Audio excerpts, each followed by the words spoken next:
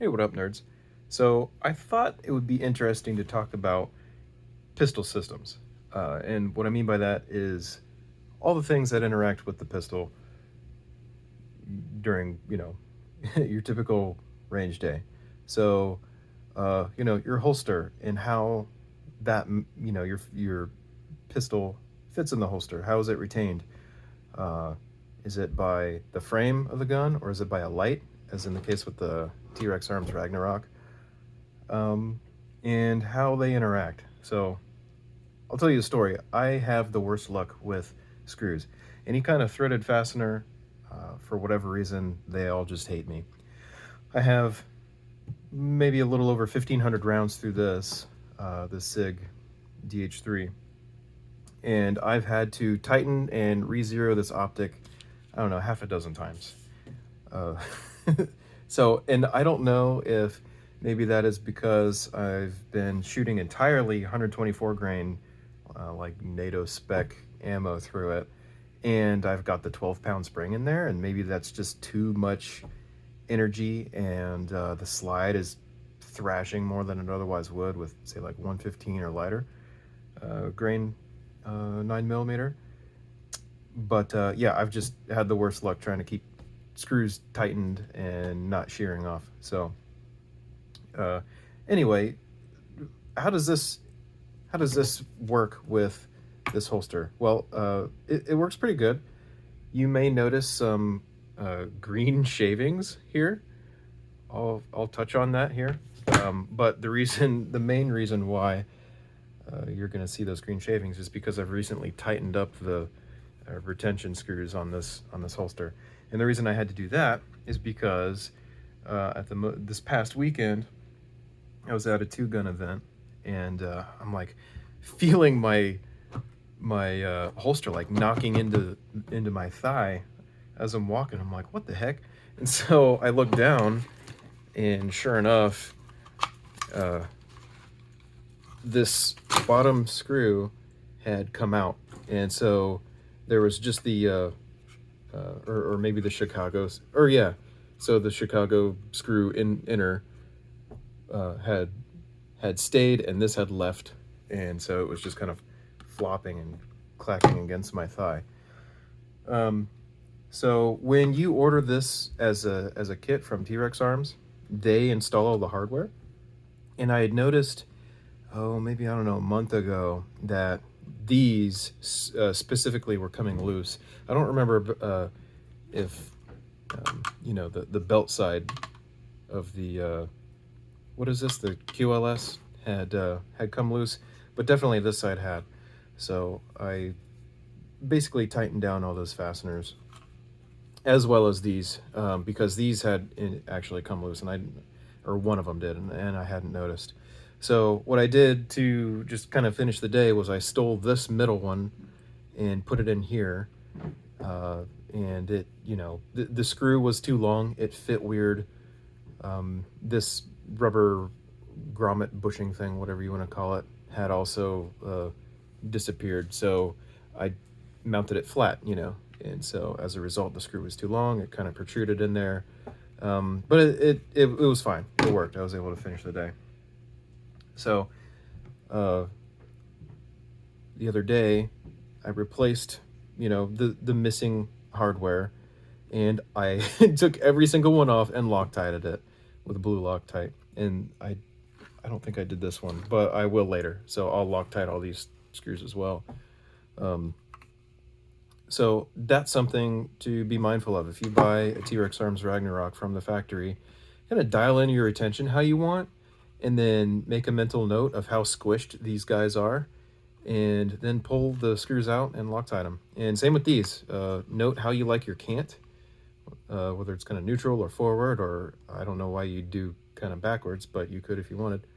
And then Loctite these guys so they don't disappear on you in the middle of a two gun event. So, uh, so how does this interact with this holster? Um, I mentioned you'll see green shavings. So when I replaced these screws, I tightened them down a little bit so I would have a little bit of increased retention.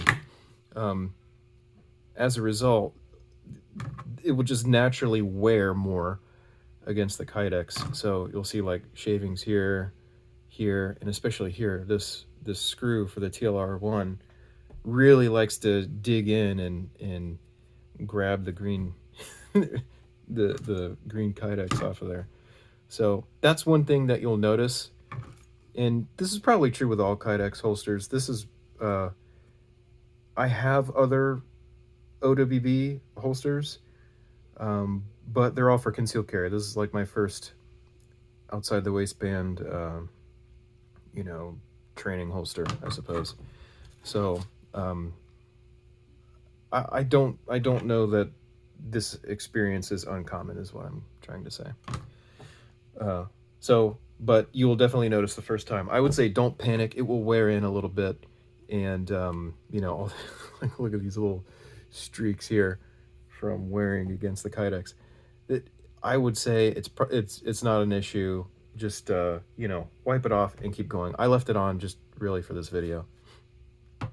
So that is how I would characterize the light interacting with the holster.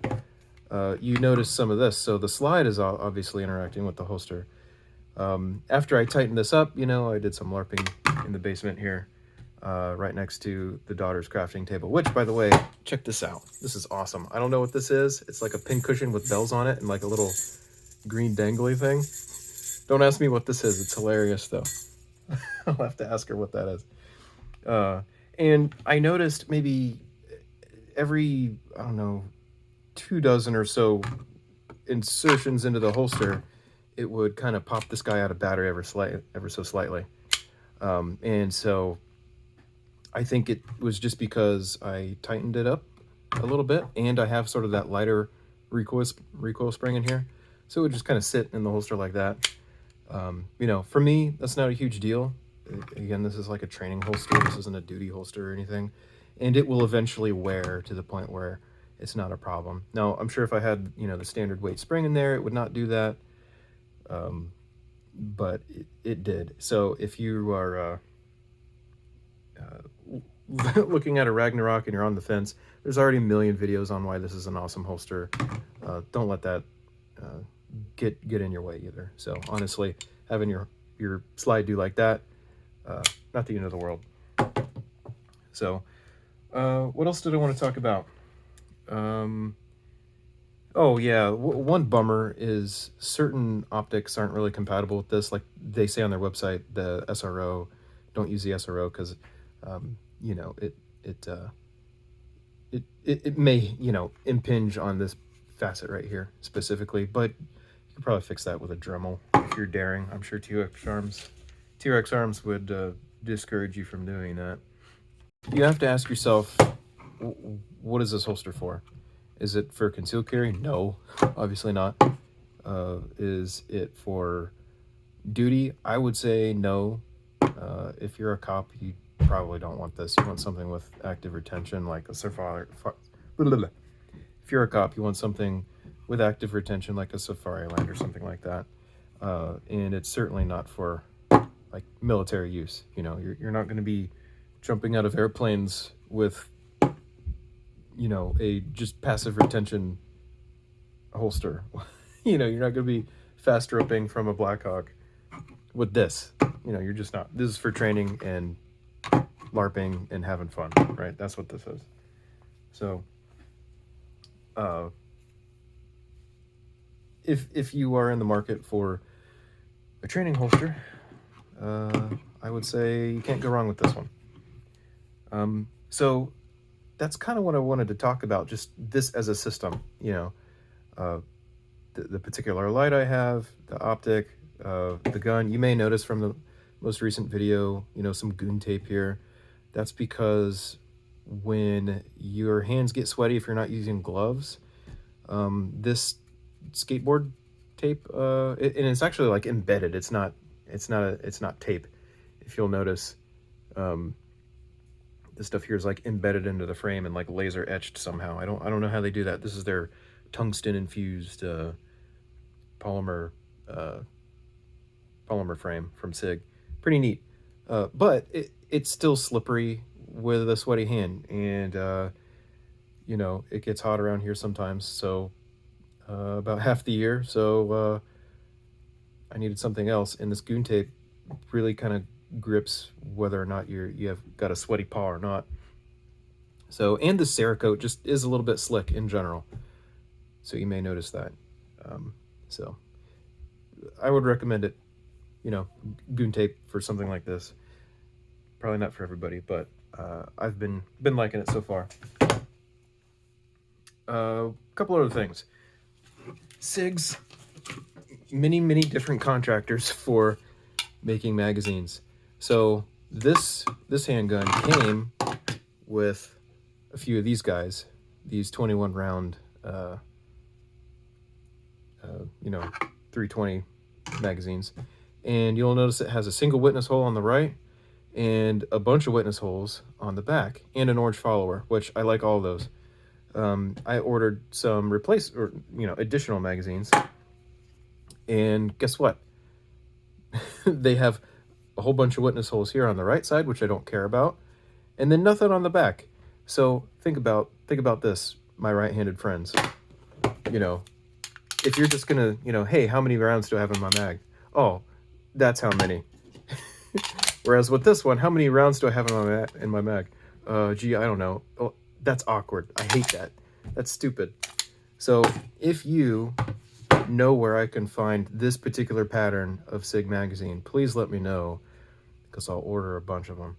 I did email SIG like, hey, where do I find this particular magazine? And they're like, we get them from a bunch of different contractors. Here's the link where you can buy it. I'm like, great. Okay, well, thanks for nothing. So these are both made in Italy. I don't know what that particular marking is.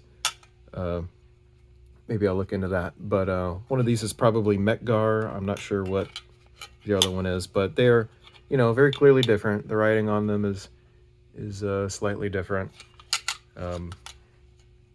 But man, I wish I had a whole bunch more of these, because I love all these witness holes are awesome, and the orange follower is kind of a nice touch. I appreciate that. What else? I don't think I have anything else to talk about, so I'll wrap it up there. Later, nerds.